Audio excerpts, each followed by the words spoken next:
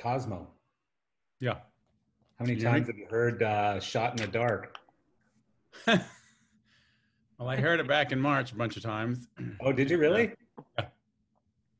Yeah. Most of us just heard it today. It's very AC/DC-ish.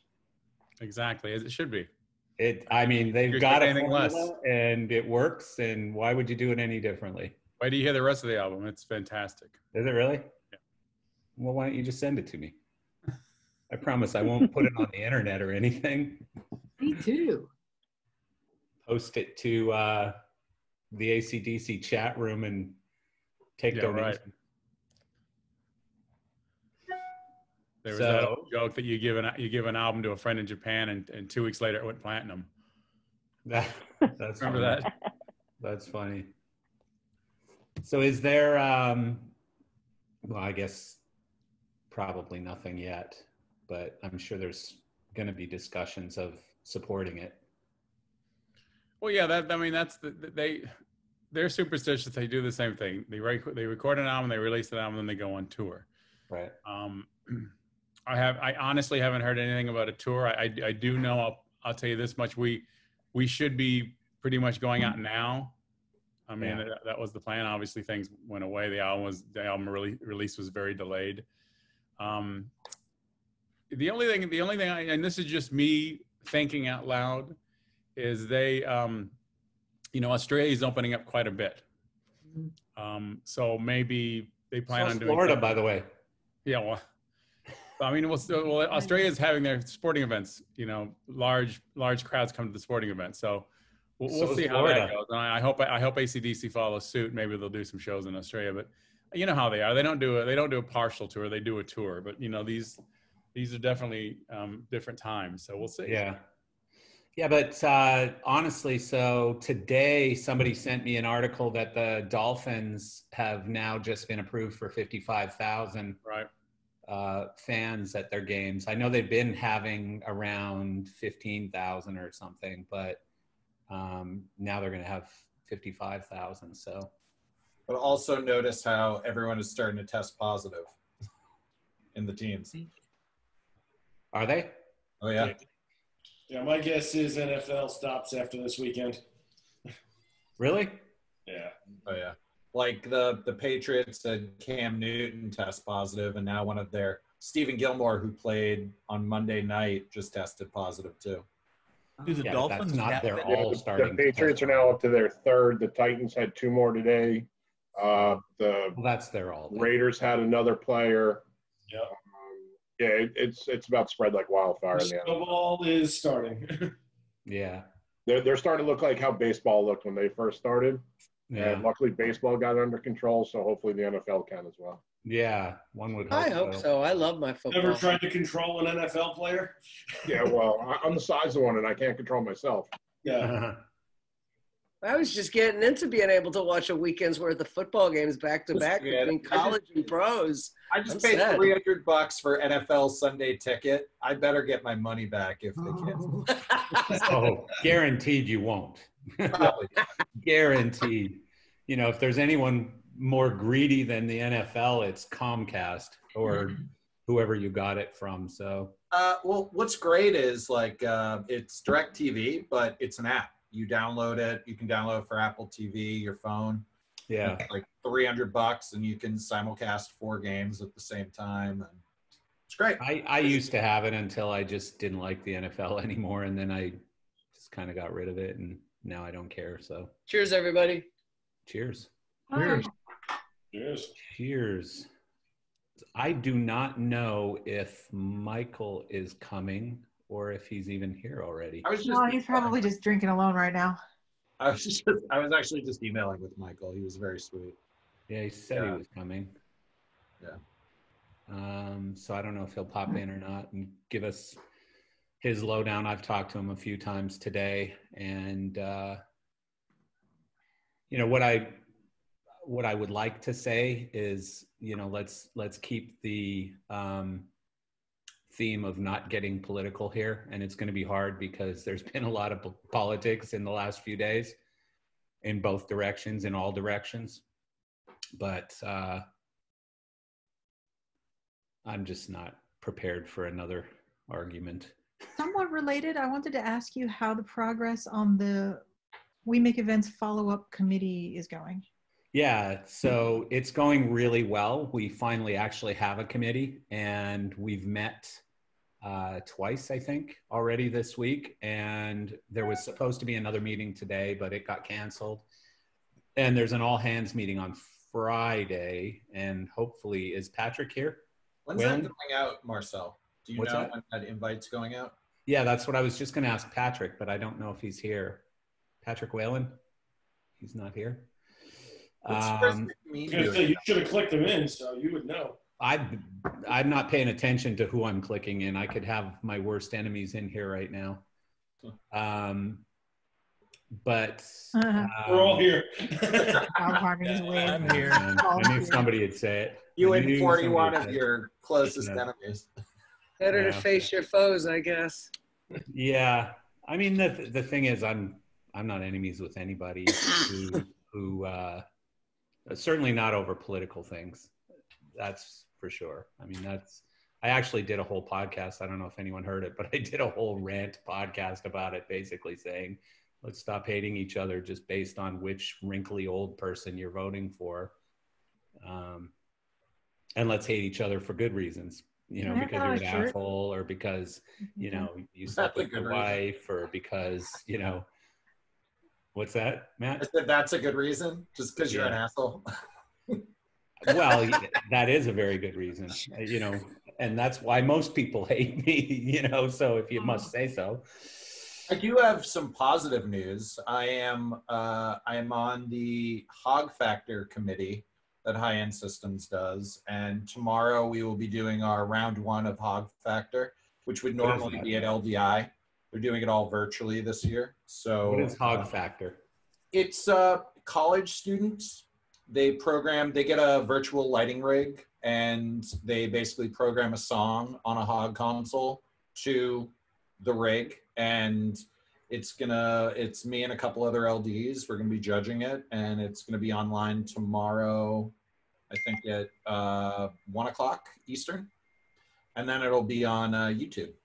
So sorry, I'm not laughing at you, Matt. I just got a funny comment from somebody else who's on this call. So and it wasn't about you either. So it was just well timed. No, it's nice to see that, in lieu of LDI happening, that some companies are trying to continue the events. Well, I have an idea that I'd like to pitch out to you guys, and I've got a real bad sickness in that I keep getting these ideas, and I think I can pursue everything, and I just can't. Like, I've literally run out of time and stressed myself out so badly at this point. But so somebody in, I think it's the franchise business, the other day told me about a tailgate that they're doing. They're doing a national franchise tailgate party. And I listened to them tell me what it was all about and stuff. And I came up with this idea in my head while they were talking to me. I stopped listening and I started developing an idea, which in my head I call Happy Hour Live. And so what I want to do is I want to create events around the country where, people on this call or people within We Make Events or whatever it is, host their local chapter.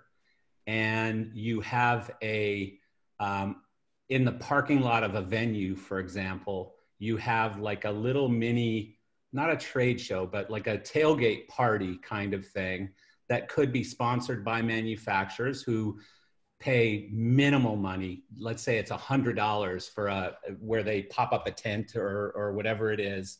And they can have a couple of lights there or a product there, but they got to have like a cooler of beer or a couple bottles of wine or something. And lighting designers and sound guys and the same people who come on this happy hour go to this local event. And I've pitched it to a few people and everyone keeps going, yeah, that's a great idea. Let's do that. So is that something anyone would be interested in? Basically like a networking event in every city that's scheduled, and planned and sent out, and you get, 200, 300, 500 people there, and everyone stands around and talks and says hello, wearing masks and has a drink. And there's some manufacturers there handing out some swag and shaking hands. And is that something that sounds like it'd be fun or no?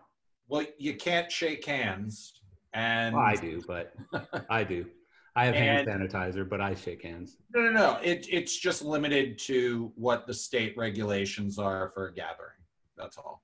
Yeah. In Orlando, I don't see that happening. I mean, just because of the way it is here with COVID and what our two mayors are talking about, because they won't let you clamp down again. They won't let you go into a parking lot and have these tents set up 30 feet apart. No, not if there's going to be more than like 50 people, I think it is right now. In Orlando? Really? Yeah, it's bad here. But Disney's open?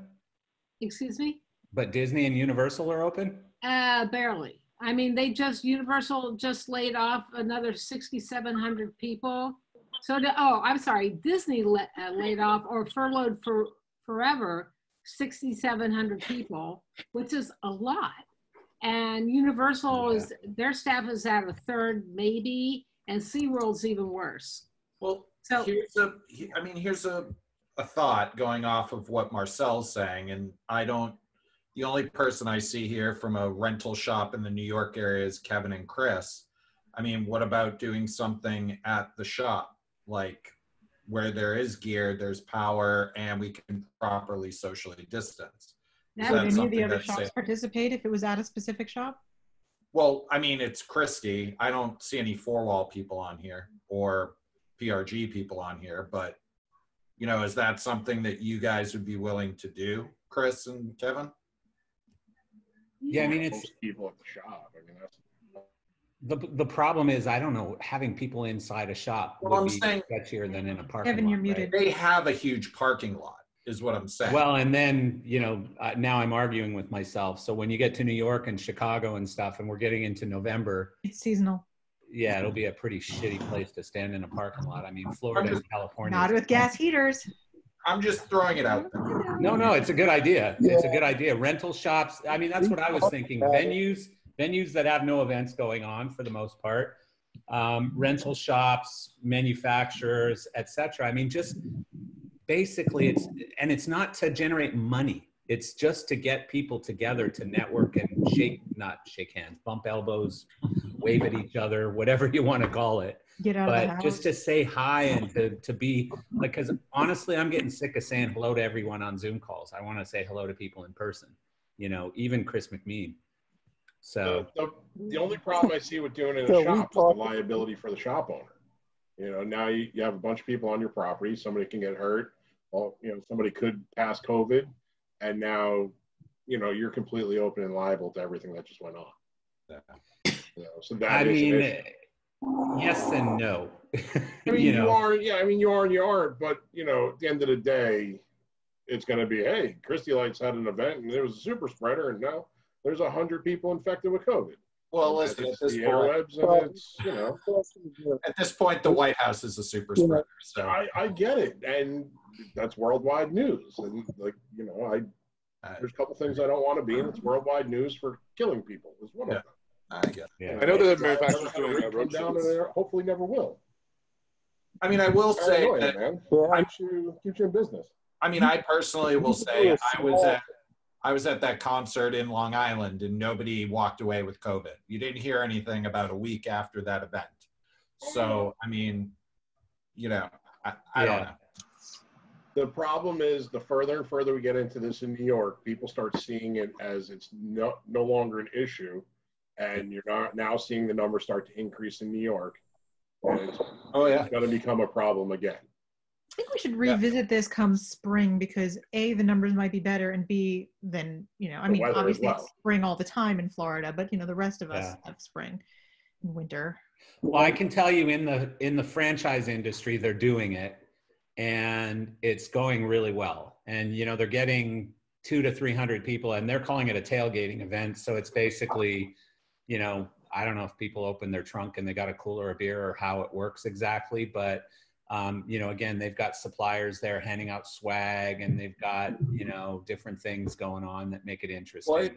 What companies are doing that, Marcel? If you like, just I'd have to ask some questions, but it's franchise brands. Franchise in our industry, or like McDonald's? Well, it's so I think it's put on by a group of franchise consultants.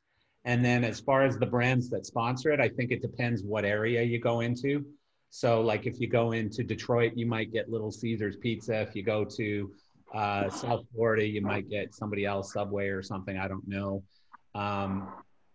But, you know, I could actually send you a link to, it was a podcast where they talked about it, and I happen to know the people on the podcast. So I called them up and just said, hey, how's this working? And they said, yeah, it's going really well. And, you know, for them, it was just like us. I mean, they just, like, I don't know about you guys, but I'm bummed out that I'm not going to LDI in a few weeks. And not because I need to see the latest, you know, whatever fixtures, but because, you know, I kind of miss all of you and, you know, the other people out there too. So I like walking through the aisles and just going, hey, Bob, how are you? So Patrick Whalen, somebody's asking when you're going to send out the invite. That is coming right after this call. Oh, look who decided. You better. Did you just get off a boat? No, I was at the car dealership picking up my car, and they lost my keys. So I sat there for an hour while they tried to figure out where my car was. Bush It's the green Maserati in the corner. So what else? What else have we got? I just got an invite to Virtual Plaza next week. Virtual Plaza. So they're basically going to do seminars, a couple of product demos and things, holding Plaza by virtual. But maybe Steve knows more about it. David Barber's here too. I would have loved to have seen that be really successful, but and maybe it will. I hope it will be. But I haven't seen an awful lot of content from manufacturers. I've been trying to push some of my team to get interested in it. And I think everybody's worried about, you know, what are we going to put up that's of value. I see Digico still have a place marker, but no announcement of what content they've got there. I mean, I think they should do something, you know. And I think what are they charging manufacturers? But when you talk about the hog factor, I think great, good on them. You know, there have been some really good entries in the past, and it's great that they're doing something. So I really hope that we do something at least by LDI. Steve, what is Plaza charging manufacturers to be involved? That I don't know. I have to say. Okay. I haven't asked. Too much. Does anyone? Sorry. Too much? How much is it, Mark? I'll find out. I can't remember, but let me have a quick look at an email. I'll tell you. Yeah. Hey, does anyone have enthusiasm for putting together like a virtual circle bar event on the Friday night that would have been LDI? Yes. I know I've heard some manufacturers are doing something, but some sort of a non-denominational version under We Make Events auspices or something like that, or this group even, Marcel? Absolutely. I'd love to. I mean, maybe we just, you know, open this thing up and right. I'm happy to host it or somebody else can, but you know, right now I don't know enough about Zoom, but we could find you know, with all those breakout rooms and shit like that, it could probably even be a somewhat reasonable experience for people. Yeah. Ben, I think that'd be a really cool idea. It wouldn't be the same without you, Marcel, so nobody else can host it. Don't you? Well, but the thing is, I like the idea of being able to have different Zoom rooms and stuff. And honestly, I've never managed one of those calls, so I don't know exactly how it works. But we could find someone who does. Yeah, that's the thing. That's what we need to do. So everyone, I don't want to interrupt or anything, but I did see that Strickland just popped in, and I don't know how busy he is, but I'd like to give him an opportunity to update us if he may. All right, let's pick back up on this after though, because it sounds absolutely. Sounds Michael, like people are interested. What were you all speaking about? A virtual circle bar. How to do something something on a Friday night of LDI that's a little more social even perhaps than this group and a little, open to the world. Oh, okay. I didn't know if you all were speaking about, and I don't know how many of you knew him, but I did. John Campion passed away. Who? John Campion, Cho Yeah. Power. Yeah. I was with him on his first gig ever. Wow. Sorry to hear that, man. Yeah, he I'm died of so cancer. very sorry to hear that. I worked a lot with him back in 30 years ago. Gosh, I'm so very sorry, Michael. Yeah, Cosmo had put a tribute to him up on his that was really on his nice. Facebook. Yeah. This year sucks. Wow. John Campion was a legend. Big time. Big time suck year. I mean, it just doesn't stop. Yeah, Well, Van Halen dying yesterday knocked me on my ass a little bit because was the 1-2 of the stimulus breaking down in Van Halen. It's just like too much. You try to find something to get you through the day, the week, and it's just one thing after another. It's just shit. I talked to Campion a couple of weeks ago, and he sent me a movie of him and the race team and all that. And he was Campion. He seemed fine, but yeah, that's terrible. Anyway, sorry for your loss. I didn't really know him, so I knew John very well. Anyway, to bring you all up to speed, I sent that email out yesterday, really to bring clarity. And since then, I've spent a lot of time on the phone. In a nutshell, it is a maneuver. It doesn't mean necessarily what the outcome will be, but what happened today was, I think I sent this out this morning, the White House pulled out the three most popular elements. The thing that pretty much everybody wants. For some reason, everybody's behind saving the airlines. And so he pulled that out. Then everybody gets a $1,200 check. So he pulled that out. And then business relief, which is actually another tranche of PPP. Those are sort of the three most popular items that were wrapped into that. I think another reason they pulled out the airline situation was both sides of the House, as I told, or the Congress had promised forever that on the 30th they would drop a clean bill and pass it. And then it got wrapped into the House bill, which really ticked off the airlines. So they kind of did the right thing and pulled it back out. And anyway, it's been sitting there. And the play seems to be that those are the things that most people care about. So at this point in time, the House has a choice of saying, yes, we're going to work together and pass these three things and make all the voters happy, or no, we're not. And then the House would be the one to be blamed. And it's kind of like a game of musical chairs. You know, when the music stops, there's somebody left standing. Is there a play beyond this one? The game of chicken. Yeah. Is there a play beyond this one? In other words, if the House says no to these three things, and I can't tell you, but what would be the next thing that the House would do to sort of punt the ball back over to the Senate? And I can't tell you what that would be. I'm sure they're working on it, but I'm sure that the White House felt that by doing that, because we're so close to the election, there's no time for another round of music, if you will. So that's the theory of what they're doing. I think either way, and I had a bunch of conversation this morning, and Stephen Vitale, who's on here somewhere, and I just got off of another Zoom with a political action committee, kind of a group. And what I believe is going to happen from a lot of conversations, whichever way it turns out, let's assume they do three standalone bills. I don't think anything else will happen before the election. Let's assume that they don't do three standalone bills. I don't think anything else is going to happen before the election. I don't think whether it happens or whether it doesn't happen, anything else is going to happen before the election, simply because there doesn't seem to be the political will to do it.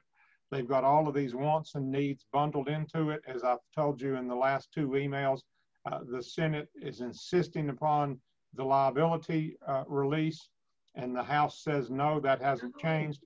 And then the House has a bigger number for states money than the Senate has an appetite for, and that hasn't changed. So those two things are still sitting in the way. And again, I've gotten that from talking to both sides of the aisle. And it is my belief, again, from talking to both sides of the aisle, that they feel by giving everybody $1,200 and another round of PPP, that there's a win in that for them in their reelection campaigns. Now, going back to what I've told you for 3 weeks now, I get a phenomenal amount of reach outs, primarily from Democratic House members who seem to be extraordinarily afraid still of being negatively impacted in their reelection opportunity. Because again, as I've said before, they realize that the watch shops and the bakeries and all of the little mom and pop businesses that you know of, that simply, and many of you are in the same boat, PPP either does a little bit for you or nothing at all. And there are thousands of people in that category, including the movie business. So, there is still a lot of weight, but the only people that have a dire urgency are the live event people, because we're the ones that have had no money since March. We're here at the edge of the cliff. The other people have had some money, a little money. They've been open, they've been closed. They know that they're going to open sooner rather than later. And Stephen Vitale and I just pointed this out to this political group on the previous call. That, and in fact, I pointedly asked them and got no answer. It's about what it is. It's the problem solvers. It's the people that put up that generic bill that both sides of the aisle supported. And Senator Manchin was in on the call, as were 2 House members, a Dusty Johnson and a Dean Phillips, all members of the problem solvers.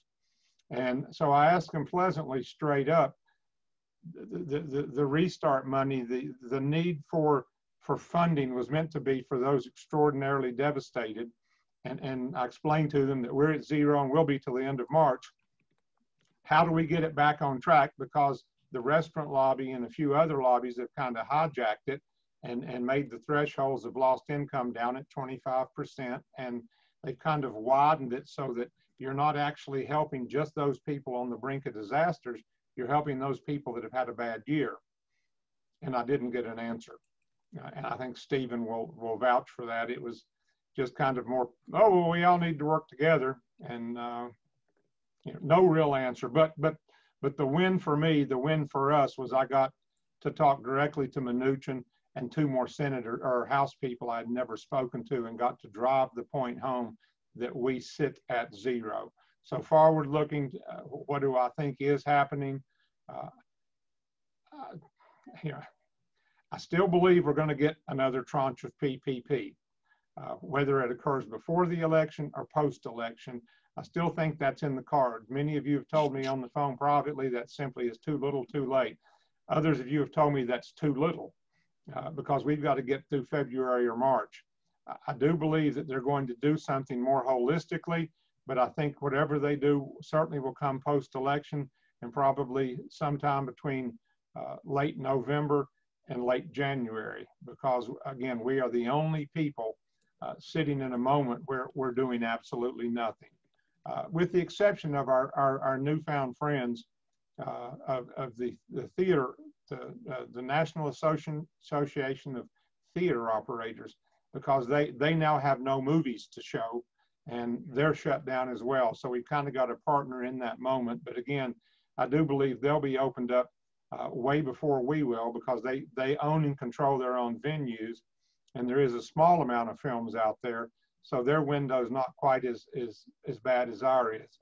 But again, I don't know what PPP will or won't do for you.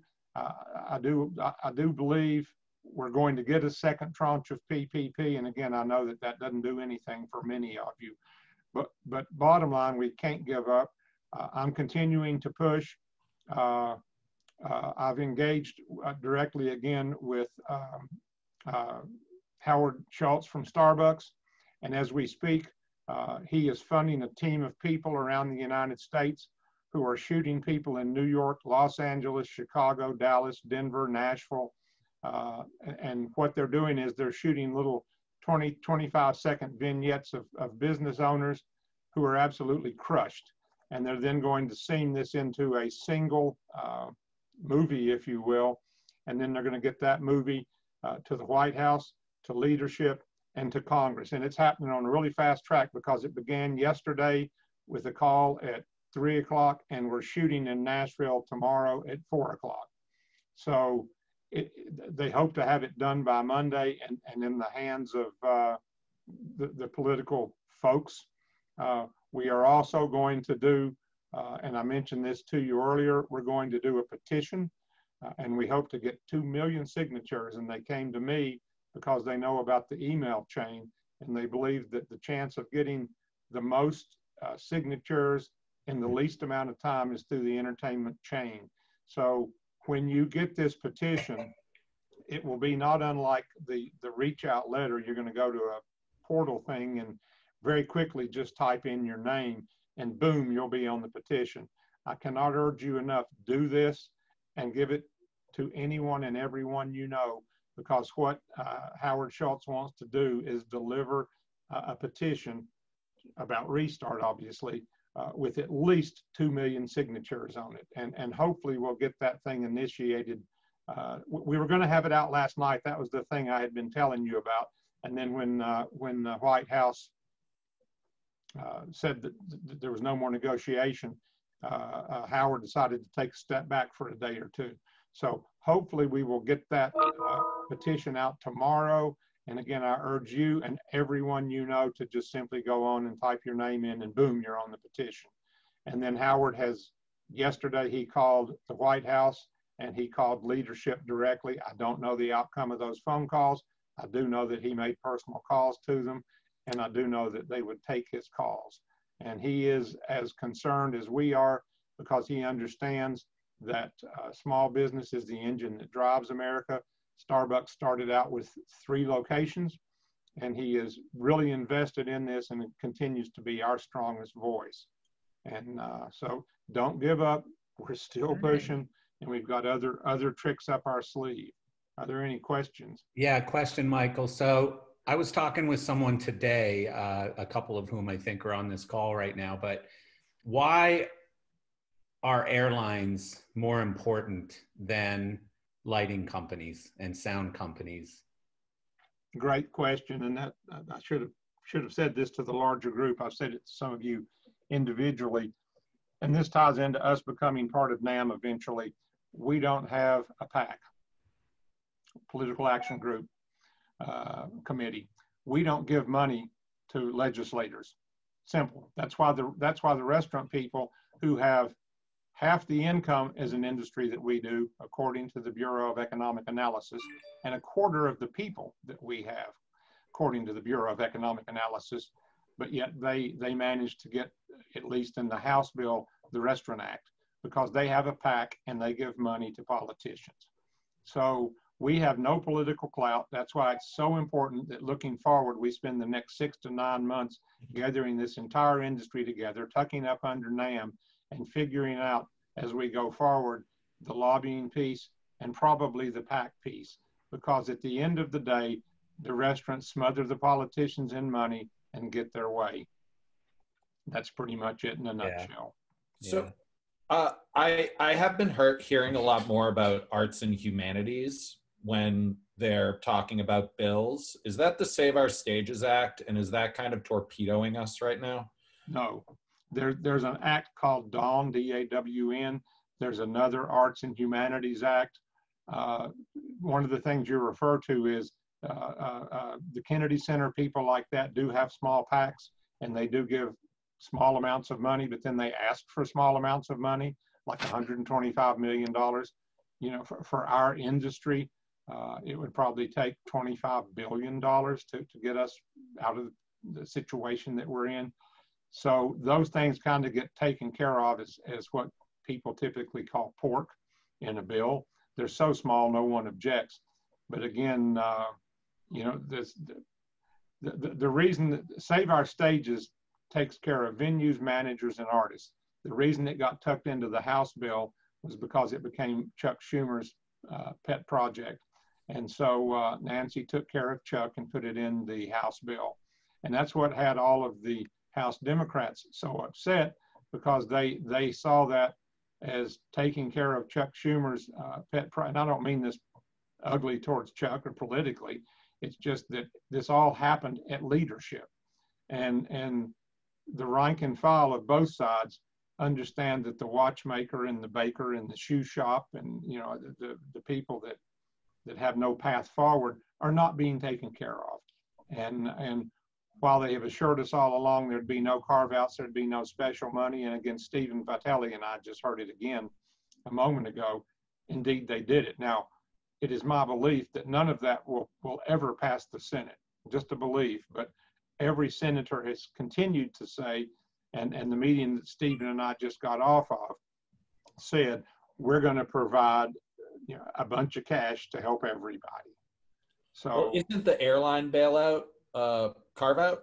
I mean, to me, that sounds like a carve out. It is, but it's like the auto bailout. There's two things the country can't do without, and I would tend to agree with it. That's airlines and cars.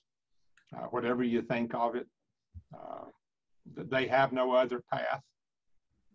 And the only other thing is, I saw an interview today with Senator, I think it was Barrasso from Wyoming, and it was about the extending the PUA. And he made a comment basically saying that, you know, the extend PUA is keeping people from employing individuals. My whole argument to that is we haven't had this PUA since July, and these places still can't employ people.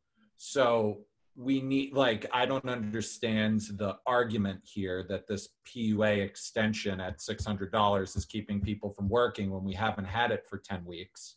Oh, yeah. And it's affecting people who can't work or have specialized work. And the only response that Republicans have right now is that it's preventing people from working, which to me, the argument would be we haven't had it for 10 weeks. If these places are having a problem employing people, maybe it's an issue with the business, or maybe it's an issue with the job that they're trying to employ. The issue that we're fighting on that, Matt, is at the $600 a week level. 85% of the people in unemployment were making more than they did when they worked. And that would be your Walmart workers, your Waffle House work, you know, your sort of hourly workers. As we know in live entertainment, that's not the case. But we're a very small piece of that. So they look at the 85% being overpaid. The reason that PUA was not brought up yesterday when the White House threw out these three things to pass as clean bills was there's no consensus, because the Senate wants $400 a week now, and the House wants $600 a week. And because there was no consensus on the number, it just didn't get thrown out there. I do believe, because I have a ton of conversation both sides of the aisle, I do believe eventually it will settle at $600 a week. There's a lot of Republican support for that, and there's phenomenal Democratic support for it. And the Republican pushback gets down to a small handful of Republicans, very small handful, that are touting the fact that 85% of the people make more off unemployment than they do off working. Sadly, and I don't know if Stephanie Freed's on here or not, but sadly, this is one of those things that both sides agree on, but there doesn't seem to be any urgency. Yeah. Let us know how we can help. I mean, the other thing that's crazy is people say that the unemployment rate is at like 8 million. But if our industry is 10 million, and like, how does that work out? Like, the true unemployment rate's determined by people who are actively looking for work, first and foremost, and report themselves as unemployed. I use the 10 plus million as a number because that's how many of us there are. The truth is, a lot of us have other jobs, but I'm not going to go there and say, okay, lighting designer Susie is working at Home Depot right now, so she's employed. I just refuse to do that. She's underemployed, and I don't want to cloud the conversation. The truth is, we've got over 10 million people not practicing their trade. Like 1099 freelancers, stuff like that, are they counted in that unemployment rate? Not unless they go file for unemployment. Got it. Okay. So it's a real misnomer as to what unemployment really is. And there's a lot of ways to count it. But yeah, no, it's the effectual rate, they reckon, is 20 million people are out of work. You know, out of our 10 million, how many are truly doing nothing? If I had to guess, I'd say 6 or 7. Because we all know there's a handful of people that have left the business and are working at other jobs, and there's a handful of people that are just barely doing a little bit of work. Anyone else have questions for Michael?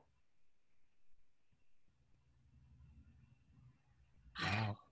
Well, I'll wrap up by saying, and I know you're getting tired of hearing it, but it's not over till it's over. This was a play. Is it possible that the Senate House comes back next week and they come to terms? Sure, it is. They're talking right now. I mean, they're talking as Mnuchin and Pelosi are talking right now. So the conversation continues, and you know, once I get firm information that there's just no conversation, I promise I'll tell you. You know, Marsha Blackburn, who's one of my senators, has been saying for 4 weeks nothing's going to happen. And when she called me yesterday to tell me it was dead and it was over, she said, "I told you it's dead, it's over, nothing's going to happen." And then lo and behold, last night Mnuchin and Pelosi started talking, and then the White House blew out the 3 things that they want to do. So again, the political dance just continues. Why are they more concerned with, I mean, it's an obvious question, but I feel like you're more connected. Why are they more concerned with slamming through a Supreme Court justice right now when their own party is getting sick and they're saying we're going to drag sick people into the Senate to vote, when they can't drag these people in to vote for this, the survival of not only our industry, but everyone's industry? It just blows Such a loaded question. Yeah, because it will blows my mind. For 30 years, it will change the makeup of the Supreme Court. However you feel about it, for 30 years, it will change the makeup, whichever side of the issue you sit on. That's why it's the makeup of the Supreme Court and all the issues related to it. And that's just, you know, I understand again why either party would do that. Again, their big concern, and don't lose sight of it, everyone's big concern. Getting reelected. Getting reelected, and it's meat to the base. It's all about the base. As I shared with you last Thursday, when the House members began reaching out to me, they just knew that we live events had a big voice because of the email campaign. And I've told some of you, when we did that last email campaign directly to their email boxes, boy, howdy, did I become extraordinarily unpopular. And some of you have heard this, but I had a bunch of them either call me or text me or email me and say, "Listen, I'm getting hundreds, thousands of emails. I only read the first one. I want you to know I delete all the rest of them." And all I do is apologize and go, "Well, I'm sorry, we'll stop." Now, you probably could see through it, that second one I sent to you where I said, "Please just send it to your people." I didn't really mean that. Yeah. The reason I did it was somehow they got the prior email. Somebody sent them the native prior email because one of them sent it to me and said, "I see what you're doing. I've got your email. Stop it." And I apologize. And I apologize to everybody that reached out to me. And when they would say to me, I delete everyone after the first one, I apologize. But the truth is, they only have to read one. Yeah. They're all the same. So I don't care that they delete the rest. The point is, they read one and then they got several thousand after that, which pissed them off. But they know about the issue. They know that we're here, and and they all got it from some of their constituents. I mean, that was the other key, is that they're getting them from people who are local to them. Yeah, but the point is, they know, and we know that they know. So we succeeded. And again, I go back to this petition we're going to send. I urge you not to just go, "Well, it's just another thing." This is going to be hopefully 2+ million names on a petition from Howard Schultz, and that carries weight. Wow. Is it just our industry, or is it going to be all industry? Oh no, small business in general. Small business. Okay. But Howard reached out to me because he knew that how's he going to get it executed? He's going to put it up on his website. Well, how would you know to put it up on your website? You know, people would have to read about it and then go find the website. Whereas when we blow it out, you get it and you send it to your people and we execute, and there you go. So when we did We Make Events just on, or Red Alert Restart, just on Facebook, I think we got to somewhere around 3 million people. So I'm telling you, like, I mean, my goal through that group, through We Make Events here in North America, is going to be 500,000 signatures just there. And so obviously only 20, 30, 40, 50,000 will come from our industry through that outreach. The rest is going to come from friends and family and everyone else. And you know, my email goes to, as I've told you, National Association of Broadcasters, Screen Actors Guild, Directors Guild, Producers Guild, Broadway League, Pyro League, you know, on and on and on and on and on. So by the time it trickles down, hopefully a lot of folks will sign it, and we'll get them over the 2 million hump very quickly. I feel like 2 million will probably come in the first 2 hours. I hope so. That'd be nice. But again, I'll tell you, Howard Schultz is our champion.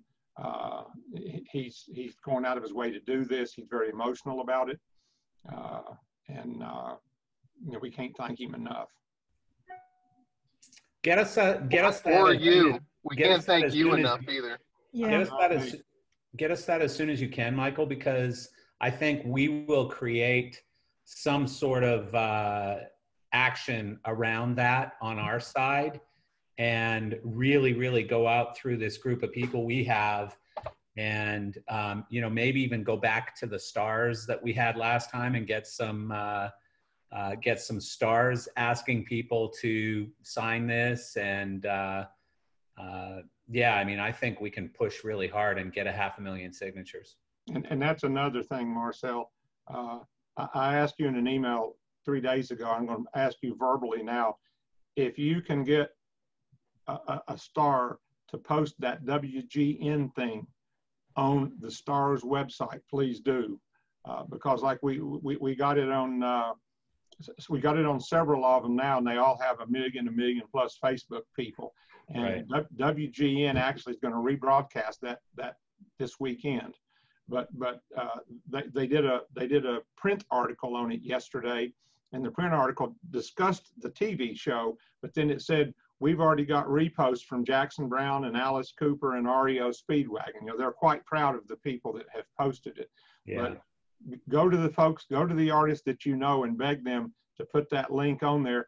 The reason is it shows up at WGN as views, clicks, likes, whatever the heck. Well, let me ask you this though, Michael. Would you rather us do that, or would you rather us use those stars to get us the 500,000 signatures on the? Both.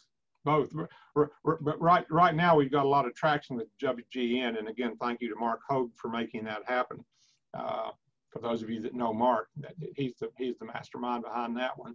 But if they get enough traction, they're going to do a follow-up story. Having said that, they're replaying the story that they've already done, and now they're looking at, we're having conversations now with putting pop stars on WGN to again do it, you know, to put Kevin Cronin from REO Speedwagon, to get Alice Cooper on there, you know, things of that nature. And the point is, it keeps the ball in play. It keeps the conversation going. And right now I've still got 3 threads. I've still got another Fox thread and a CNN thread and an ABC thread that I'm pulling on right now.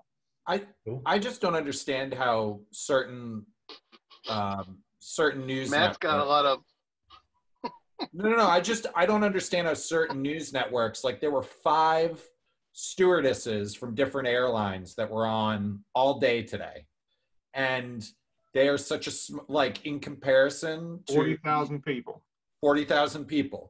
Why are we not lobbyists?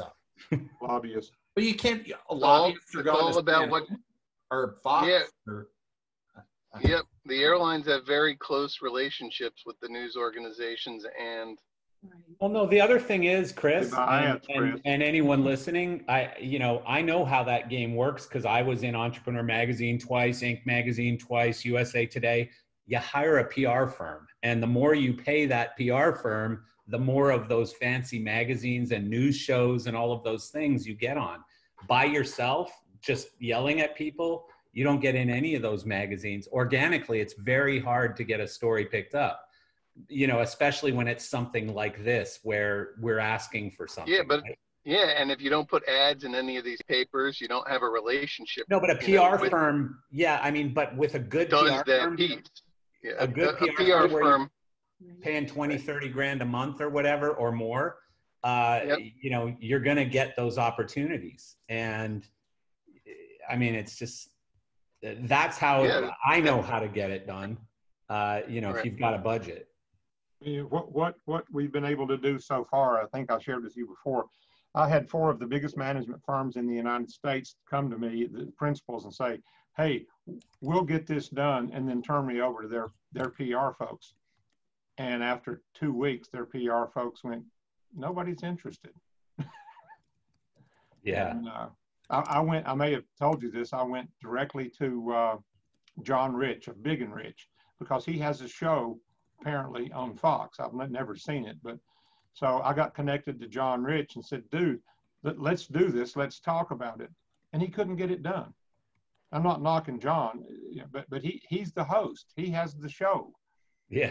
He couldn't get it done. And you know, my story to these people is, if I see one more gymnasium owner or one more restaurant person or one more hair person, I'm going to scream. But they keep doing that. But I haven't given up. I keep pushing. And you know, right now I'm working, I've got 2 angles on Fox, and then an angle on CNN and an angle on ABC. And we just keep pushing. But the good news is WGN's starting to pick up some of the pop stars, and it looks like they're going to do 2 or 3 more pieces with some of these pop stars that have rebroadcast.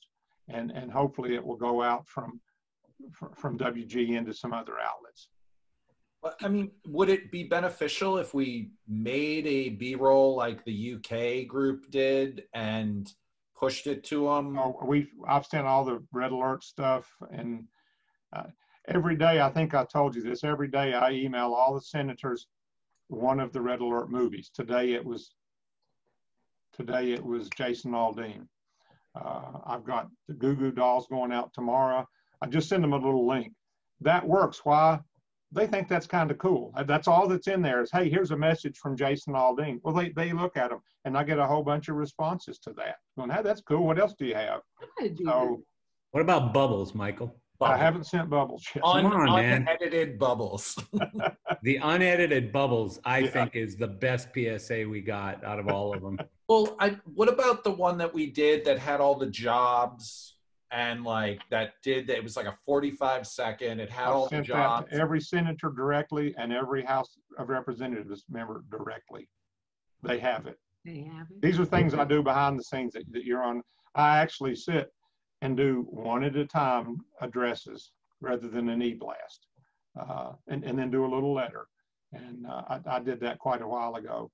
And I also sent every senator and every House member the results PDF of Red Alert.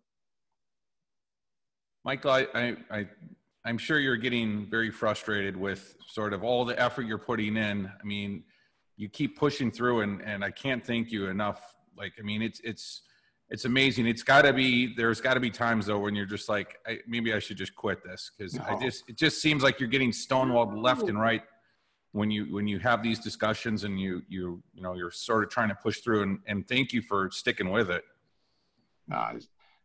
Thank you, Patrick, but I'm not at all discouraged. I mean, it's a process, isn't it? And we're getting stonewalled some places, but not others. We do have phenomenal support.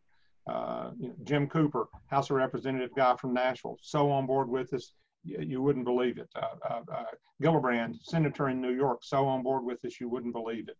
I mean, we've got lots of champions out there, and it's just we just need more. There's Bubbles. At least he's on. I love that one, man. That was my favorite. Tommy Lee Jones, though, when we got that one, I got goosebumps from that one. I was like, what? No, I haven't seen that one. There must be a Tommy Lee Jones? Who was it? Yeah, Slash? It was No. Was it Tommy Lee Jones? No, who's the crazy actor from the show where he's the lawyer on? Bob Thornton. Billy Bob Thornton. Billy Bob, yeah. I always confuse those two names. Sorry. Billy Bob was the second one I sent to them. They've got that, and that got a whole lot of comments. Yeah, that Billy Bob one. I remember I was sitting on my couch watching tennis or something, and I was like, "Are you friggin' kidding me, Billy Bob?" That was so cool. But I happen to like the Bubbles one. That's my favorite. Bubbles is my favorite. Yeah, Bubbles is damn good. Well, if it would help, maybe we put Matt in a road case and send him to Washington, and then he can have a discussion direct. That'd be a good idea. You know, when we were talking about trying to get people on Good Morning America and stuff like that, the New York press agents didn't think we had enough clout. But what about if we like had every unemployed stagehand in New York show up in a union shirt with a sign, you know, I've been unemployed. And block them from getting into their building? I bet that would wake them up. Exactly, like a huge picket line at Good Morning America every day for a week.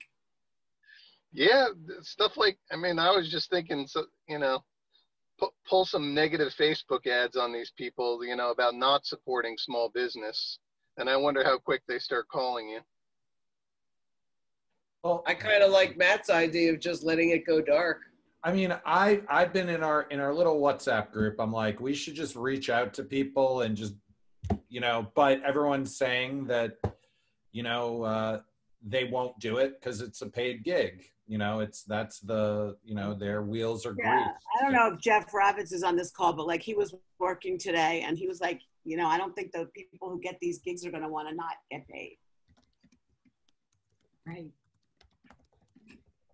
But I just don't think people understand how far reaching our industry is. You know, like we have the debates happening tonight. What if they didn't turn the lights on or turn the microphone? Matt, I'm going to stop you there. I've been involved in debates now for the last 4 cycles. The money that goes into these, the host school spends between $7 and $10 million to host one of these programs. And over the course of the month it takes to build one, they hire over 1,000 people for the time period. Listen, I get it. It's a massive amount of money. Yeah, I mean, that's what I said when you brought it up on the previous message thing was, I just don't see it. I mean, you know, if people are willing to walk away from really good paying work, you know, the chances are like you're going to break relationships that may go back 10, 15, 20 years. And you might never work again when you do stuff like that. No, we have to find a different target, but it's a good thought though. Yeah, it's a good thought. You know what I mean? Like Matt, like it's the big FU, right? Just the power contract alone is approximately $400,000 a debate. Listen, yeah. And it's one salesman who does all 4 of them. He's a good friend of mine. I'm not think he's going to turn, you know, walk away from $1.5 million in business? That'd be insane. I'm not disagreeing with you, especially in times like these. Yeah. But it's like, it's one of the only ways that people definitely get our attention really quickly. But again, well, you know, that's why I said earlier. We'll have everybody's attention after everybody goes out of business, and then they try to rent stuff or do stuff, and at that point, when there's nobody left, then they'll start caring. But to your point, somebody just said something about Twitter. If we can get that WGN piece put on Star's Facebook and Twitter, all of these stars have 1 million, 2 million, 3 million followers. So suddenly that message gets out there, and that tape gets played, and people go, "Huh, I didn't know that." That in our echo chamber for any one of us to put it on our company's Twitter or our personal Twitter, it's just small, it's just tiny, and that's why we need to get that WGN. Well, there's an easy way to do that, you know, Michael, is you can get on other people's Twitter and reply to something they're talking about with it. People do it all the time, and it gets you tons of views. But can you post something like that on someone's Twitter? I don't Twitter. Yes, you basically, you put the link in a reply to whatever they're tweeting. Now, usually you keep it in, like, when so-and-so's talk, you know, whatever, so-and-so news person's talking about, so-and-so's news person's talking about business, that's when you reply with that and say, what about all these people? Or what about this article? Why are you guys not covering this? And people do that on Twitter quite a bit. Does anyone know Taylor Swift? She would just solve this. She has about 100 million followers. Yeah. And she's directly affected as well. Well, not yet. When she tries to tour again, she will be. As I said, when all these businesses go out of business and, you know, we're flipping burgers or doing whatever else we started to do, then all of a sudden they'll notice that, you know, either their rates went through the roof because there's no competition anymore, or there's nobody to do their shows. We should try to do something just a tiny bit sooner than that. I would agree. Well, we are trying, but, you know. I mean, does anyone really want to see a homeless stagehand? That would be terrifying. It's already happening in New York. Yeah, I know a few. And most stagehands look homeless anyway. Like, ouch. Come on, dude. Some of them are. No, I mean, there was a stagehand like a month ago that had a sign in Times Square, basically like, I can't pay any of my bills, I'm homeless. And production manager that I know posted it, and it was sad, you know. And I think he was a member of IA. I hope somebody took him in. Yes. So, nothing else for Michael? I mean, it's an interesting update today because it's been a very unusual week, obviously. You know, honestly, like without getting political, I'm going to try really hard not to, but when the president got COVID, you know, there was sort of 50% of the country that said, good, he deserved it kind of thing, right? And I'm not in love with the president. I think he's a douchebag, just like most people do. But I was sad because I just went, oh shit, that's a setback. You know, it's a setback, not for the president, couldn't care less, but it's a setback for all of us because now you've got, you know, arguably the most famous figure in the world. Yeah. You've got arguably the most famous figure in the world, the leader of the greatest nation in the world or whatever, and he's sick. And it's like all the progress we've made now just went like that, punched in the face, knocked backwards. Because I was starting to feel pretty good that, you know, living in Florida, it seems like everything's perfect. You know, oh, we're letting people in restaurants, we're letting people in bars, we're letting people in concert venues, we're 55,000 people in football games. But all of a sudden that just like, so I was really somber that day, not because I give a damn about the president, but because I give a damn about all of our futures. And it was just like, holy shit, this is a setback. And, you know, it hasn't really played out like that, obviously, whether, you know, I believe half of you that say it's fake or whatever, doesn't matter. But, you know, obviously it hasn't been as big a deal as it could have been potentially, I guess. If the president died, like if the president died, as much as a lot of people would be really happy, I think that's a monstrous setback for all of us. So. Yep. Agreed. Yeah. Wow, me and Chris agreed on something. It's amazing. It must be Wednesday. It's all about distractions. Yes, sir. Yes, but hopefully they're still talking. They are still talking. I don't rule anything out. So, I mean, I just got to say, you know, nobody should be giving up here, and we all should be blasting our senators. Every morning I've been writing my morning email to my senators, you know, and, you know, I think we just need to keep at it. Like, Chris, have you got an update on your testing? Senators and leadership. Well, I mean, the study, the vaccine study I'm involved in is going very well. I am now in the period where they don't actually even see me anymore. They took all my blood tests to see if I developed antibodies. As soon as the study's over, I'll be told whether I got the placebo or I got the vaccine. And at that point, I can decide if I want the vaccine shot. Oh, I didn't know that. I didn't get it. Oh, so they're giving half the people Duffs? Yeah, that's. They have to. That's called a double-blind study. Otherwise, it doesn't do anything.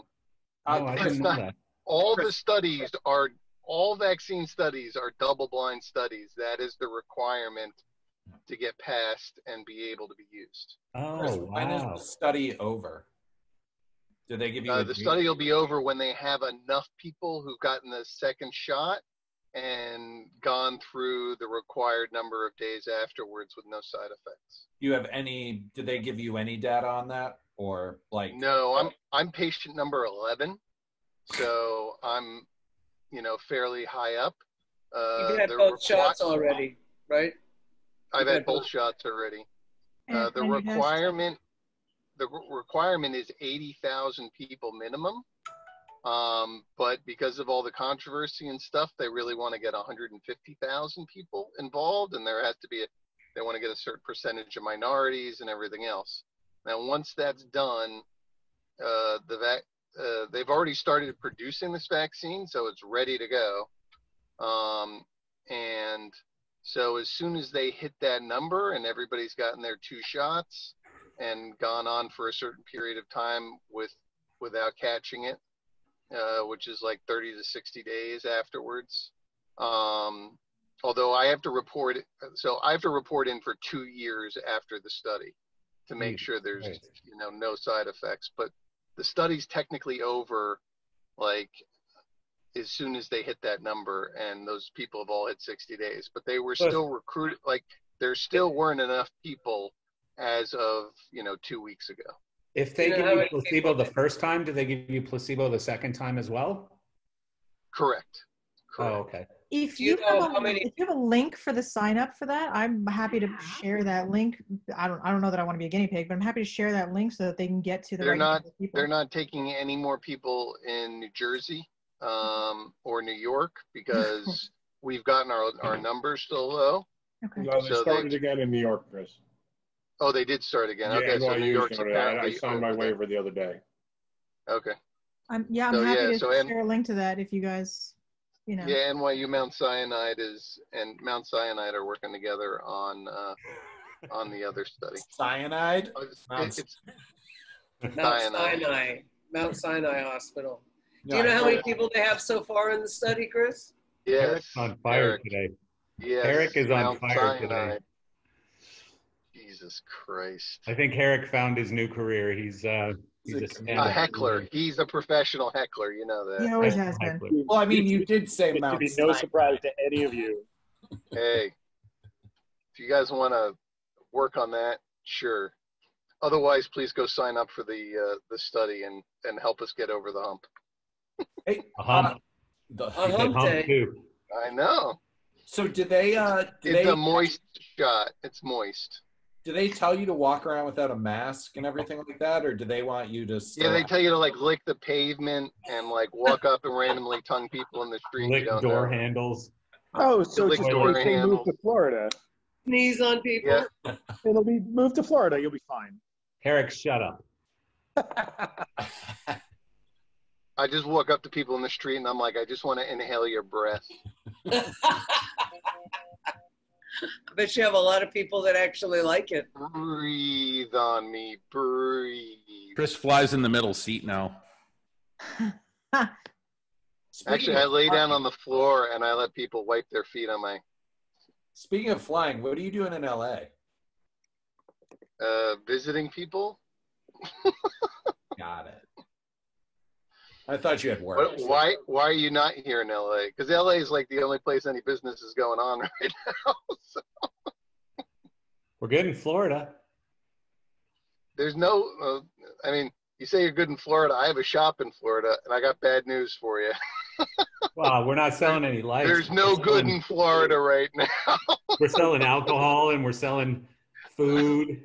I went to a Mexican restaurant. You're not selling any events, that's for sure. There are no events. The OCC is shut the hell down. Yeah. There is no business going on. And Disney is cutting people faster than people can cut bread. Yeah. I'm sure it can be traced. I'm sure if we did contact tracing on all of our problems, it goes back to New York. So, Marcel, I got to dive out. I've got a ton of emails. Thank you, my friend. Thank you for the update, Michael. Michael. Hang on. Bye, Michael. Thank you. Thank you. Bye, Michael. Bye-bye.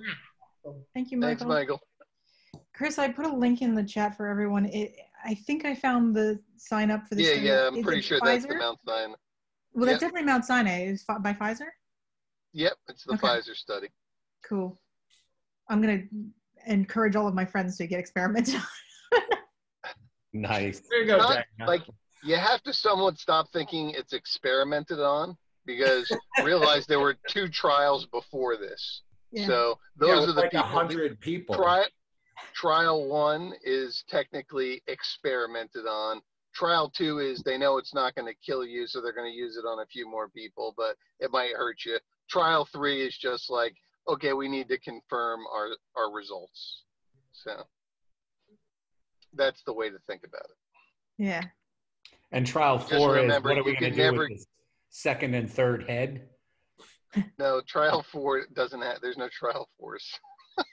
That's like, what happens after the 4th strike in baseball, Marcel? I don't know. I have no idea. How many strikes are in baseball? I have no idea. 3. They hit that home field goal. Yeah. You know that song? 1, 2, 3 strikes, you're out at the old. Who cares? Martian nailing it. I know. So let's go back to Ben Saltzman's round bar idea. Circle bar. Virtual. Circle bar, yes. Circle, round. Is there a big difference? He just called a hospital Mount Sinai, and I'm getting busted for circle round bar. Come on, man. Well, the circle bar is iconic in Vegas. Any bar can be round. But eventually, if you're looking for a round bar, you're going to find the circle bar, right? I mean, eventually. So I have a funny story. So the circle bar, round bar, whatever, was it not the Venetian? Yeah, the Venetian. In the Venetian. There's a round bar in the Venetian, right?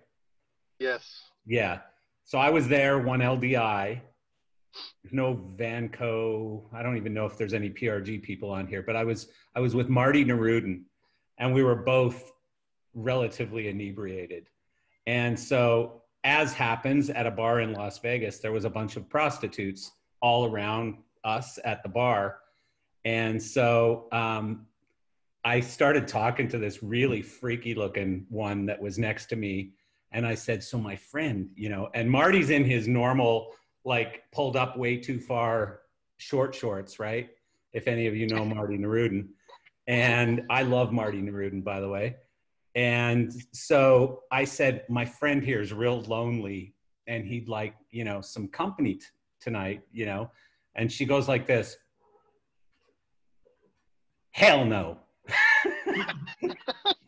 A prostitute in Las Vegas wouldn't take my money to take care of Marty, That's just how it goes sometimes. He does look a little bit like he might chop you up and put you in a bag. What? Yeah. I love Marty. Great dude. So is Ben still with us or just his picture? Ben. Just picture. I'm here. Talk to us about this circle bar idea. No, if we're trying to do something fun and social, we're all about fun and social. Yeah, we just have to figure out. It's funny. I was thinking the other day, the first time we did this, I remember I was sitting at my kitchen table with a martini, and now we're all on here talking about actual work and like how to help Michael Strickland, which are very important things. I understand, but it was a lot more fun the first couple of times. Yeah, lighten up a little bit, right? Yeah, exactly. So, I think. What is the date that you're thinking? Well, LDI was supposed to start in like 2 or 3 Fridays or something like that, right? Does anyone have the date handy? Well, today's what's today, the 7th? Hang on, I think. So what's 9 plus 14? Is it the week smarter than me? 23. The week before Halloween? Yeah, so. 23rd would be that Friday. Oh, I'm supposed to be in Austin at CODA. Isn't Ellen supposed to know when LDI used to be? She's got to take her shoes off to count. Yeah, you think Ellen would be the one that answered that one. Like on top of her. 24, 25, absolutely. taking our shoes off to count. Yeah, So but we'll just, you know, again, if we can do it, you know, semi legit with someone who knows how to control Zoom and things like that. So people can do some small groups. It could be a lot of fun. I vote Christian Jackson. Wouldn't you need to have some breakout rooms? I thought that's what Marcel you were talking about. Maybe you could have like a few different hosts, and maybe even have. Yeah, no, I think what we could do is we could have like an elation room. Like, how about all the manufacturers who have parties? So there's an act room, there's an elation room. Why not? Yeah, but we got to do it under this. Like, we got to make it non-denominational so everyone shows up. And it's the there whole are ways thing. on Zoom. No, but here's how it works, Ben. Here's how it works. So it's one Zoom call with 200, 500, 1,000 people on it, however many people are on it. But then there's rooms where there's different parties. So there could be an elation party, a Martin party, a whoever party, and people could pop into those different parties, and you can jump from room to room. I think that it auto shuffles the room, though. You can't choose the room. Because my kids' school does it, where like sometimes they split the classes up, and like the teachers can control what happens. 100% you can. No, 100%. I'm doing a mediation tomorrow. I'm doing a mediation tomorrow where there's a mediator and then 3 different parties in 3 different rooms with their attorneys. But that's the thing. You need a mediator to basically put people in each room, right? You need an administrator. No, but people can be admitted into different rooms. So I could say I want to go into the elation room, and you could let people into the elation room. All right. So let's go do I'll go do some research and report back. How's that? Yeah, I mean, all we need to do is find a really good Zoom nerd to run the thing for us so that we can all just drink in the circle bar and have fun. Marcel, you're really good at admitting people into this meeting. I think you can handle it. No, but really, Andrew, thank you. I appreciate you volunteering me. However, I just have an and freaking Matt sends us the Zoom support page. Thanks, Matt. Yeah, I'm just going to sit here and read that while we're on the call. Awesome. Jonathan Frakes just told us he's a Zoom nerd. Please do tell. And he's on a plane. I wish I was. Hey, folks. How do you say your first name first? So it's like a thin jaw. Just think I'm a guy you want to pop in the chin. Jothan. Yeah. Okay. Thank you. That should be easy in case you get pissed at me. Hey, so I'm a Zoom nerd.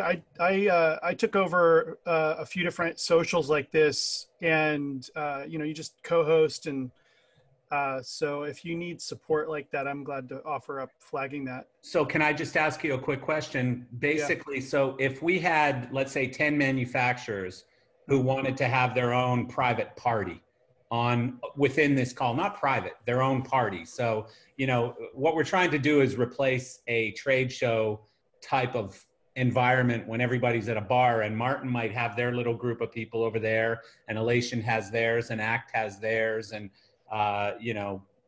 Digico has theirs, or whatever. We don't want this to be a sales fest. We want this to be it's not a sales fest, but it's you might have a group of people that want to hang out with you, Eric, as opposed to hanging out with Greg Jones or whatever, right? I mean, I don't want to hang with Digico. I'm going to tell you. I think I know where you're going with this. I mean, a lot of conferences are going and like doing digitalization at gunpoint, right? Where they're just forced to take whatever they're doing online. It doesn't sound like you want to do anything sponsored. You just want to kind of low key, but like this group can go over to this table. This group can go over to this table. How do people get from room to room? So if I want to check out the Elation party, for example, and then next I want to go to the Martin party, how do I get from room to room? So we usually aren't using Zoom specifically for that. We're using other software for that, for conferences. Okay. You can do breakout rooms inside of Zoom, but you typically need a host to, push you into those rooms. An overall host? Like a top? Yeah. Well, so like you run, this is like I'm assuming this is your Zoom session. Yeah. So you probably have like a host or somebody who lets people in from the waiting room if you're using that. Yes. And you can have other rooms set up and just kind of push people into that. But it's hard for people to request what room to go into, like to pick them. There's other software you'd use for that. Yeah, it's like Eric's saying, yeah. I was on a Zoom the other day, the framework people with Laura Frank, and at the end you picked the Zoom room that you wanted to go into. There was a list of them, and you picked the one you wanted, and if you wanted to move, you could. You just picked another one. Yeah, so there's software. It was nice. Yeah, Ellen, there's some software that, yeah, there's software that people have written that works like that. I'm sorry, I'm talking over you. Go ahead. No, go ahead. That's good. I'm glad to find out. Well, so there's software that people have set up, and otherwise, you know, people are identifying in the chat or they're using other tools that then can go and facilitate that. So the Zoom has the capability of doing it right now, where moderators can drop you into rooms, but you can't go and pick one. You can't go say, I want to go in the fun room for audio engineers or the fun room. Yeah, you know, I've been to one where you could, and it was through Zoom. It was Zoom rooms. They call it Zoom rooms, and they have a 30-day free trial. So let's set it up, you know. No, but what I was going to just say, Eric, was I've actually been to one with the guy who's managing my web development, and he's he's an EDM guy, and he had different DJs in each room. He had a party, and he had different DJs in each room, and you could just say, hey, I want to go check out this DJ. I want to go check out this. And, you know, I didn't like any of the DJs because I'm not really an EDM guy, but I bounced around to all these different rooms just to check it out to see what the technology was. And it was really cool. So, but were you using, you know, whatever website, or were you actually in the Zoom client hopping from room to room? I entered through Zoom, and I'm not sure where I went from there. So, okay, cool. Evan, what is that you just posted? Hey, how's it going? I met Ari Neeson here in this room like last week, I think, and he has this whole virtual platform. I'm actually taking a tour of it tomorrow, where I guess you can turn everyone into avatars. And I think I don't want to do that. That's too weird. That's too weird. You got to smoke pot and stuff to do avatars. I don't want to do that. We're just gonna drink like tequila, and we're too like mellow for, you know, avatar rooms. See, there's got to be rules. So you got to take a shot when you leave a room or enter a room, right? Absolutely. Eric just wants to get it all fucked up. And every time Matt bags on Republicans, he has to take a shot. I'm fine with that. Yeah. Well, I mean, at least you'll pass out within the first 30 minutes, and we won't have to listen to you anymore. So. Marcel, I'll get with you tomorrow morning, and I'll send an email around to some of the manufacturers, and we can figure out. Yeah, no, I think it'd be cool. I'm happy to host it, by the way. Yeah. So if I need to host it, let's see how many people are interested. Let's see how many people. Perfect. So I'll call you in the morning, and we can figure it out. Very cool. There was also something that I saw, and I think it was Stage Directions a couple months ago. A gentleman developed like a virtual world where you weren't avatars, but you could go see a show. Like you could actually go to the box office. You could stand in the lobby and hear everyone talking with a certain. I'm going to try to find the article. I think it was on Stage Dimensions or one of those, and it's really fascinating. It's like a virtual world. There's no cap. You can actually move around, go to seats, see a show from a particular seat. Is Gibson here somewhere? No, Matt, that was 2019. You're just remembering. What? Rob Gibson, do you know how to do this stuff? He's probably just here, but like ignoring us. Hey, Marcel, you should talk to Brad. Brad Nelms? No, talk to Brad. Why, he knows how to do this? That's what his other thing is. His other thing, Solotech? No, his private venture. Oh, yeah. Right. Yeah, that is a thing. Yeah, right. But it's not ready. I don't think it's. Are any of the ones that you guys have been talking about the one that starts with the word brave? Okay, if not, then I've been talking to another person who's talking about, I think you all actually will really love this platform for work-related things. It's a virtual thing, and the musicians are all green screen, but you're going to remote in with your actual console, both an audio console, a lighting console, your media server. And they've created a virtual world. You can bring in your own lighting rig. I don't know what the story is of the audio rig. I know that the audio is actually mixed live remotely. So bands like AAA bands are gonna come in with their own lighting designers and their sound guys, and they'll actually be working remotely. These people will be shooting from home in front of their green screen kits. This thing is I think it's in beta test mode, so it's already working. The audience can push little buttons to cheer and clap and do whatever, and they would, I'm going to use the terrible word avatars. And then the media server and the lighting teams will actually be able to control all kinds of LED material all around. And I've seen a demo of it, and it's in good shape, and I expect we'll be using it or seeing it soon. Hmm. I think that's too advanced for what we're trying to do. I mean, we're just trying to... We're just trying to do a circle bar. 3D I just want to go to the upstaging dinner. Chris Barkley. Like, oh, Jesus. Somebody send me sushi. How do you do that virtually? They're going to have to FedEx like $100 bottles of wine. Did somebody just do this in 3D? Yeah. Isn't that what that is? Is that a real photo or 3D? Yeah, it's a real photo. Oh, it's just a wide angle. It's a fisheye. That's awesome. Who has anyone here other than me and Eric been to the upstaging party? Yeah, I was there last year. How the hell did you get in, Eric? Yeah, you don't rent from upstaging. I walked in. Crashed it. He crashed it. He crashed it. Yeah, That's for some funny. reason I don't get invited either. That is that is an epic party, and you know, I'm fortunate to have been to it a number of times, as has Eric. And you know, guys don't rent here. Robert Carone, who owns Upstaging, is a huge wine guy, and he spends ungodly amounts of money on wine for this what started as a dinner. Like, Eric, I don't know how early you went to it, but I went to, I think, the first one. Yeah, sit down. Yeah, and it was a dinner for about, I don't know, 12 or 15 people. Yeah. And it just kept growing and growing and growing, and now it's a couple hundred people. And but the wine still flows. Like, it's just amazing wine constantly. It's like wine on tap almost, but really, really good wine. Marcel, have you ever been to Upstaging? To their, like, they have a little bed and breakfast and wine? Yeah, no, multiple times. Oh God, it's dangerous. It's amazing. I mean, their place in Sycamore is amazing. And if you guys haven't been, the way that they have a previs suite, you basically spin around and your full rig is like hung through glass. So you can previs and then you're there. And then, of course, if you want wine, you just go to the wine cellar and you stay at their bed and breakfast. And their chef, the chef there is amazing. And I mean, just the whole treatment, they definitely did it right out there.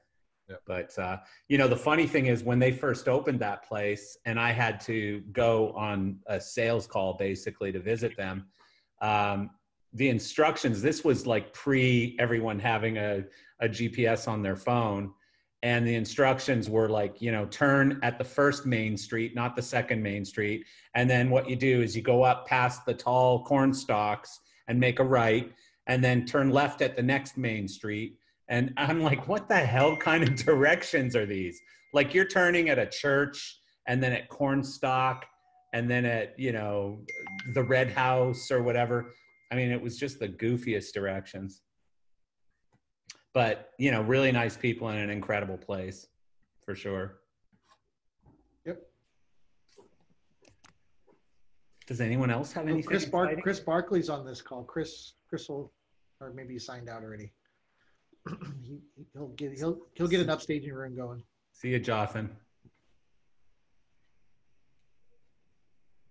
Who? Oh, Chris. Mm-hmm. Cool. So, I don't know. Is anything on TV tonight? So, are you throwing out some bait there, dude? No, you know what, Matt? I'm gonna. Yes, I was just gonna say, Matt. No, hang on a sec. Do me a favor. Post your Matt. I think I have your cell phone number, but I want Herrick's cell phone number. Give me your cell phone numbers in the chat here, and I'm going to be texting with you two during the debate. Oh, I want to be a fly on the wall. Oh, God. Oh, you can join us. You know what? Maybe we should do is we can jump on a Zoom call during the debate. But we have to have the same amount of people on each team. Oh, there's teams. Anyone in for this? I didn't know that it was. I would be on it just because I want to see Matt go absolutely fucking Well, Matt's nuclear. gonna fucking lose it. That's why I want to be the fly on the wall. I didn't know that it was an us versus them, Marcel. No, I think Herrick's gonna lose it. Matt's gonna cry. I won't cry. I just find it funny that it ain't gonna be worse than last week's. Wow, that's pretty tough. That's a tough one to beat. They set the bar pretty low on that. My whole thing is like I just love that they're having a huge issue with having plexiglass in between the things. The one side is having an issue and the other side is like, yeah, sure. I mean, whatever, keeping it safe. My favorite on the news today, I saw them talking about the rules and the whole setup, and they said they're going to be 12 feet 3 inches apart. 3 inches. Those 3 inches will make a big difference. I'm They sure. will, yes. I actually did any of you guys see Saturday Night Live, like the opening skit? Yes. With oh my god, it was hilarious. They I have did a not pretty seen good it yet. job. Also, though, just a flashback, as Disney, I know they're doing the layoffs, but that is the real reason coronavirus started, is because of the bat and taking Randy Marsh out last week on South Park. Yeah, that's classic. Herrick, that is not your real cell number. That is absolutely my real cell number. 7 wrench? You got it. What the hell were you thinking?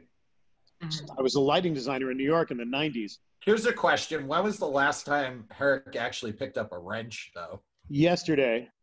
Yeah, I was gonna say. I want everyone to pretend you're. A wrench on I want site. everyone to pretend you're Republican and text 9177 wrench, just like obnoxious thing. I like that. I like that you know that everybody on here has to pretend they're Republican, Marcel, except for. Well, because I know that no one is. You know, trust me, I'm not stupid. I understand. You're all my friends. You're all my friends. I know who's on what team here, and it's lonely. Trust me. Listen, I've got Steve Warren though. He told me he'll join my side. You can only text Herrick memes. Listen, I'm not Democrat, Republican. I'm what is I'm what is right. Oh my God. Bullshit. There are things. That's bullshit, Matt. That's called the Democrat. All right. Come on, I mean, you're more. I'm not Democrat or Republican. No, I am as moderate as they come. I have guns. I believe in guns don't count. Things. I just feel like what is happening to one side or the other is it's a complete change of what it was. It is not a certain party's. I don't know. I'm not no politics. It's fine. Yeah, it's fine. No, I mean, we're obviously talking about politics right now, but politics, whatever side you're on, is a disaster right now. I feel like that's what I wish. That's what I wish everyone here would accept and understand and agree to.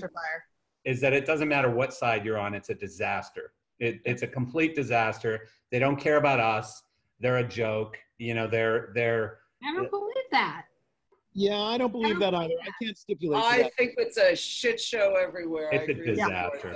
But vote for the people that actually care about what's going on with your health insurance and Planned Parenthood. Who's that? One of them needs to run first, Lynn. Yeah, I mean, I don't know who that is. I don't know who that is. They only care about themselves. Please. It's just not true. It's not true. It's just not true. It is true. Everyone cares to that be was elected. Kanye West That's all they care platform. about. The only thing I'm going to say about that whole situation is, why are you trying to abolish a law that involves health care Right. when we are in the middle of a pandemic? Yeah, it's stupid. Because maybe it's bad. So, you know, you guys have already gone down the ridiculous road. points. And On that note, Marcel, you should hit it. Go. No. I just want to answer your point very clearly. I own a business, and I did own a business through the entire time that law was in place. And every 2 weeks, and I'm a small business and a single owner with a minority partner. And so every 2 weeks, my costs on health insurance went from, and I'm going to make these numbers up because I don't remember them exactly, but it went from roughly $8,000 every 2 weeks to like $14,000 every 2 weeks in a period of a few months, a very short period of time. And at the same time, all of my employees came to me complaining that their insurance wasn't providing things that it used to provide. And I didn't know how to answer this because at the same time, I'm looking at the costs and they're going up and up and up. And so it finally went to a point where it was like pushing double. And I had to go to our employees for the very first time in my life, because I'm a believer in providing my employees 100% paid health insurance, right? I had to go and say, I'm sorry, but we have to share the cost of health insurance because I can't afford it anymore. And so now they're paying 50% for health insurance that isn't as good as it was prior. Now, I'm not saying that it was good before. I'm not saying it's going to be good later. I'm not saying Republicans are better than Democrats. I'm just saying that's my story about how it affected me, right? So right, and I would say that as an individual person who had to choose my own health insurance, I got completely screwed as well. And I personally don't believe that it had anything to do with either political party. I believe that a shift took place and the insurance companies took advantage of that shift. And always will. To protect themselves. And always will. And regardless of whether or not that shift was architected or orchestrated by one team or the other, that taking advantage was going to happen. Yeah. Well, one thing to that, so I used to buy the insurance when I was at Best Tech, and I talked to the insurance brokers about that. The rates were generally set and approved by the government for the insurance companies. So they're all generally the same for each type of insurance because it was a price range given to them by the Fed. That should never have changed. Yeah, so here's what I said then, and I said the same thing today about airlines, is when a company or a government gets big and stupid and starts spending your money very inefficiently, push that out to entrepreneurial people. And so, like, for example, if we didn't prop up American Airlines and United Airlines right now and give them $25 billion or whatever they're going to end up getting, what would happen? So either they would have to go out to the market and find someone to fund their airline who would then make them run more efficiently and profitably, or they would go away and you would have like Elon Musk or Richard Branson or someone would come in and create a more efficient, more profitable airline. Except And so I don't know about Elon Musk. folks like Boeing who hide their test results and crash some planes. So what? But so look at Boeing. Boeing's a private company. Yeah. And all of a sudden their planes started crashing, right? Because there's no federal oversight on their planes. Right. So you let just anybody do it. Like the buses that used to run in and out of New York to Boston that started catching on fire and crashing in the middle of the night. Yeah, but has it, let me ask you a question. So I hate Google because I just was involved in a 4-year lawsuit with Google and they stole big time from me and ruined my life. But at the same time, I'm a web company and Google has this product called Google Analytics. And if any of you have a website and have ever used Google Analytics, it is unbelievable. Now I look at a product like that Google owns and runs. If our government ran that, it would be terrible. It would crash constantly. It would cost a fortune. It would not work. And so I always think, like I read a book at one point called What Would Google Do? WW, whatever that is, GD. And basically what it said is Google is going to make whatever it is you do more efficient and they're going to drive the cost to free. So, you know, either let Google eat your lunch or you eat your own lunch and find a way to make your business more efficient, right? Well, except that Google's making money off all that information you give them, aren't they? I mean, yes, of course. At the end of the day, Google's Google's making a huge amount of money, you know? There's no such thing as a free lunch. But my point is, what if we gave Google our healthcare? What if we said, Google, we want you to manage healthcare for our country? And let's not say Google, let's say some other company.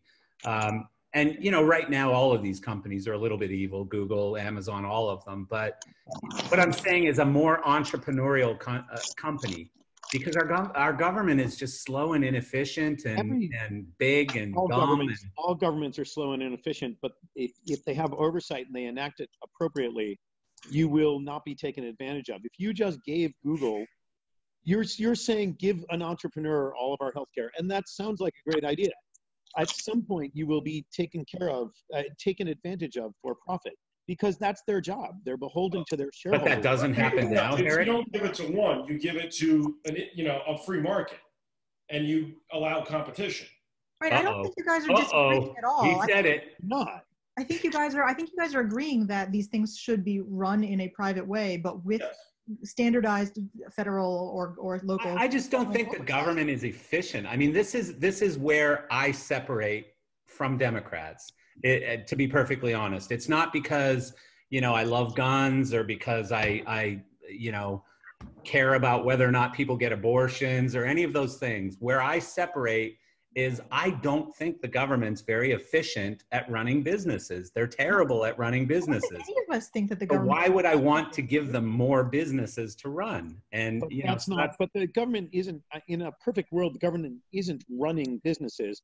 They're setting guidelines so that other businesses can provide health care to all of us. I've worked for United Health Group with Chris McMeehan actually for the last 5 or 6 years, and I've heard all of their speeches to all of their people. They are a private company, and they are mandated by the country, by the government, what they can provide for how much to these people. And it's complicated. You know what, Eric? Here's what we're going to do. You and I need to do a podcast together and I'd listen to that. And have a bipartisan discussion about all of this. When will it ever be? I vote Matt goes on too. Who? Matt? Yep. I don't know if Matt can have a bipartisan discussion. I absolutely can. I just... Bye, Diana. It's amazing how fast we lost our crowd here, Anyway, I have to go cook dinner. We all have to go. Thank you, guys. That's okay. You all have a good one. Everyone have a good one. Have a good